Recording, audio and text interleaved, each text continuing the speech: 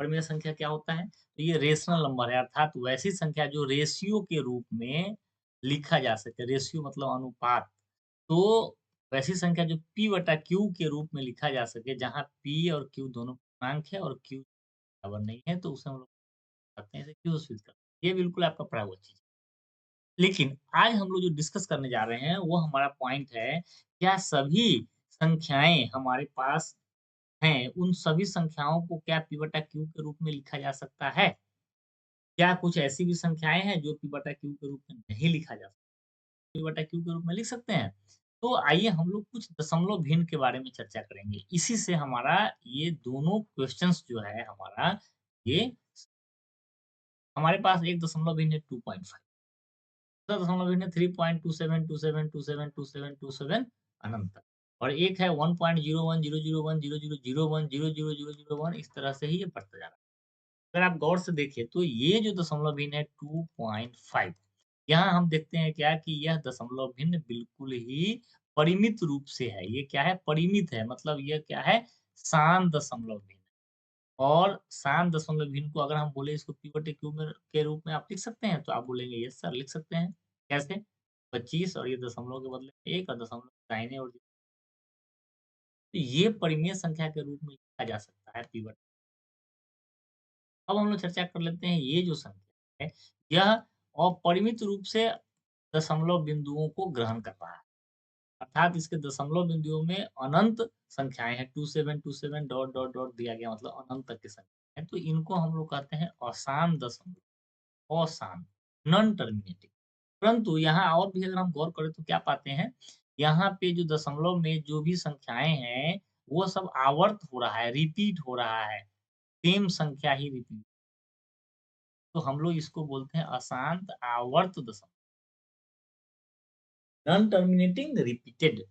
तो क्या हम इसको P बटे Q के रूप में लिख सकते हैं? आइए हम लोग एक प्रयास करें। हालाँकि आप पिछली कक्षाओं में दशमलव भिन्न के प्रकार के बारे में पढ़ चुके हैं। तो यहाँ अगर हम इसको परिमेय संख्या के रूप में लिखना का प्रयास करें, तो दशमलव के जगह पे 1 दे देंगे और 0 कितने होंगे, ये हमारे लिए परिभाषित यहाँ पे हमारे लिए पूर्णतः ज्ञात नहीं है कि कितने 0 हमारे पास होंगे। हाँ, तो अभी हम लोग इसको कैसे लिखेंगे P बटा Q के रूप में, ये तो थोड़ा-सा टफ हो रहा है। तो इसके लिए अगर हम देखें कि दशमलव के दाहिने ओर जो भी दशमलव में जो संख्याएँ हैं, वो अगर किसी तरह से ज्ञात हो जाए कितने हैं, या नहीं तो वो खत्म हो जाए, ये सारे के सारे अगर किसी तरह से हम वैनिश कर दें, तब हम इसको P बटा Q के रूप। तो ये परिमित रूप से तो है नहीं, अपरिमित है। हम लोग इसको वैनिश करने का प्रयास करें। मान लेते हैं, माना कि ये जो संख्या है x है और ये 3.2, अब इसको अगर हम 2 अंक का रिपिटेशन है तो 100 से गुना कर देते हैं। तो हम लोग क्या पाएँगे? 327.2727। अब आप देखते हैं अगर हम ये दोनों संख्याओं को आपस में घटा दें, दोनों समीकरण को, तो ये जो परिमित ये दशमलव का जो पार्ट है आवर्त दशमलव, ये हम माइनस हो जाए। तो हम लोग देख सकते हैं यहाँ x बराबर यहाँ हो जाएगा 3 माइनस 27। तो इस तरह से माइनस 99 x बराबर ये हो गया, माइनस इसको घटा लेंगे तो 24 हो करके x बराबर 324 बटा 99 आ गया। मतलब कि जो अशांत आवर्त दशमलव भिन्न हमारे पास अगर है, वो भी हम परिमेय संख्या लिख सकते हैं। अब हम आते हैं अपने तीसरे एग्जाम्पल में, जहाँ पे अशांत तो है, लेकिन आप गौर करें कि क्या यह आवर्त दशमलव है कि अनावर्त है? आप देखेंगे यहाँ 0, 1 है, फिर 0, 0, 1 है, फिर 0, 0, 0, 1 है, फिर 0, 0, 0, 1 है। इस तरह से अगली बार जब आएगा तो 5, 0, 1, फिर 6, 0, 1। तो ये जो है आवर्त सेम संख्याओं का रिपीटिशन नहीं हो रहा है यहाँ। अर्थात ये क्या है? अशांत अनावर्त दशमलव। अब इसको क्या हम P बटा Q के रूप में लिख सकते हैं? तो अगर आप इसको P बटा Q के रूप में लिखने का प्रयास करें, तो दशमलव वाले साइड जो कि अपरिमित है, इसको आप वैनिश करने का प्रयास करेंगे। तो आप जो है कैंसल करने का प्रयास करेंगे, तो यहाँ रिपिटेशन तो है नहीं कि हम कितने से गुणा कर दें। यहाँ जैसे हम 2 अंकों का रिपिटेशन में 100 से गुणा किया, यहाँ तो रिपिटेशन है ही नहीं। तो आप पाएँगे कि ये जो संख्या है, इसको हम किसी भी विधि से P/Q के रूप में ही लिख सकते हैं। जो भी अशांत अनावर्त दशमलव भिन्न है, शांत अनावर्त को अनवसानी अनावर्ती भी कहा जाता है। अंग्रेजी में बोलेंगे तो नॉन टर्मिनेटिंग, नॉन रिपीटेड। तो ये जो संख्या है अशांत अनावर्ती दशमलव भिन्न, इसको आप P बटे Q के रूप में नहीं लिख सकते। तो हमारा जवाब यहाँ मिल गया। क्या सभी संख्याओं को P बटा Q के रूप में लिख सकते हैं? नहीं लिख सकते हैं। क्या कोई ऐसी संख्या है जो P बटा Q के रूप में नहीं लिखा जाए? तो यस, जितनी भी अशांत अनावर्त दशमलव भिन्न है, उसको हम P बटा Q के रूप में नहीं लिख सकते हैं। लेकिन हमारा परिभाषा यहाँ क्या कहता है कि वैसी संख्या जो P बटा Q के रूप में हो या जिसको P बटा Q के रूप में लिखा जा सके, वह परिमेय है।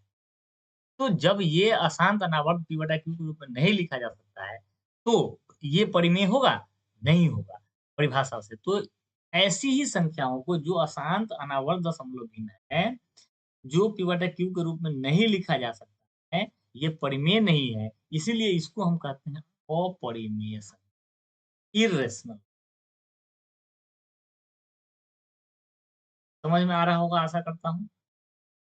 ये तो मैं गारंटी के साथ कह सकता हूँ कि मैं आपको जिस तरह से समझाता हूँ या समझाने का प्रयास करूँगा, ये बिल्कुल ही यूनिक होगा। आप किसी भी यूट्यूब चैनल पे इस तरह के डीप और इस तरह के क्लियर फैक्ट्स को नहीं देख पाएँगे। आपको सॉल्यूशन तो बहुत मिलेगा, निश्चित रूप से मिलेगा, परंतु इस तरह से आपका कांसेप्ट क्लियर करते हुए सॉल्यूशन नहीं।